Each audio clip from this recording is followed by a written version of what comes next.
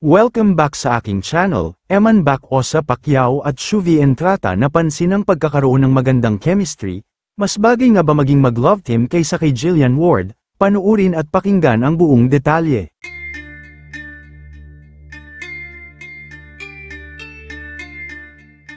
Mukhang nakitaan nga ng mga netizens ng magandang chemistry ang dalawang GMA Sparkle artist na sina Eman Bacosa Pacquiao at Shuvi Entrata. Napansin ito ng mga netizens nang mag-upload ng video si Shuvi sa kanyang TikTok account noong Huwebes November 27, kung saan makikitang kasama niya si Eman. Na talaga nga naman maraming netizens din ang kinilig dahil mukhang bagay daw ang dalawa at mukhang maganda din daw ang chemistry nila.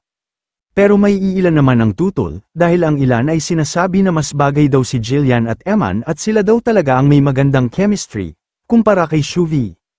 Dahil crush din daw ni Eman si Jillian kaya naman mas bagay sila dahil may halong kilig ang kanilang tambalan kung sakaling matuloy ito at mapagbigyan ng GMA, bukod dyan may mga fans na din daw sila. Bagamat may ilan na nagsasabi na okay din naman si Eman at Shuvi, iba pa rin daw talaga ang kilig na maibibigay ni Eman at Jillian. Kumbaga perfect combination daw silang dalawa, kaya naman sana daw ay mabigyan na ng proyekto si Jillian and Eman, para masubukan na rin daw sa acting si Eman. Dahil hindi naman may pagkakaila na magaling si Jillian bilang aktres, kaya naman mapapalaban talaga ang binata.